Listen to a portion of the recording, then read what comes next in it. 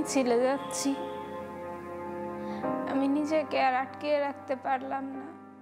মাকে চিঠি লিখে 5 আগস্ট বাড়ি থেকে বেরিয়ে যান শাহরিয়ার খান আনাস। এরপর গুলিবিদ্ধ হয়ে চানখারপুল এলাকায় মারা যান আনাস সহ 6 জন। মৃত্যু অধিক শ্রেষ্ঠ। রোববার এ মামলায় সাক্ষ্য দেন আনাসের মা সানজিদা খান দীপ্তি।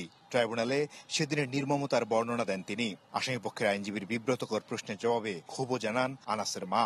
এই যে চিঠিটা আনাসের হাতে লেখা, এটা উনি কিভাবে বুঝলেন? তখন ওনার মা বলেছেন যে একটা সন্তানকে তিনি 17 বছর 16 বছর লালন করেছেন, লেখা শিখিয়েছেন, পড়া শিখিয়েছেন, কথা শিখিয়েছেন।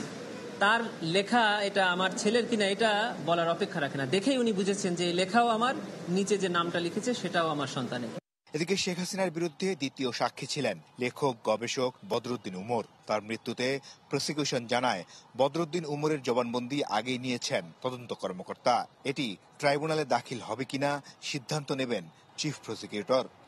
আইওর কাছে দেয়া জবানবন্দি ট্রাইব্যুনাল সাক্ষ্য হিসেবে গ্রহণ করতে পারেন, এরকম সুযোগ এই আইনে আছে। কিন্তু প্রসিকিউশন এখনো সিদ্ধান্ত নেয়নি যে আদৌ ওনার সাক্ষ্য এইভাবে ট্রাইব্যুনালে উপস্থাপন করবেন কিনা। এটা সময় বলে দিবে, এটা অনারেবল বিজ্ঞ চিফ প্রসিকিউটর সিদ্ধান্ত নেবে।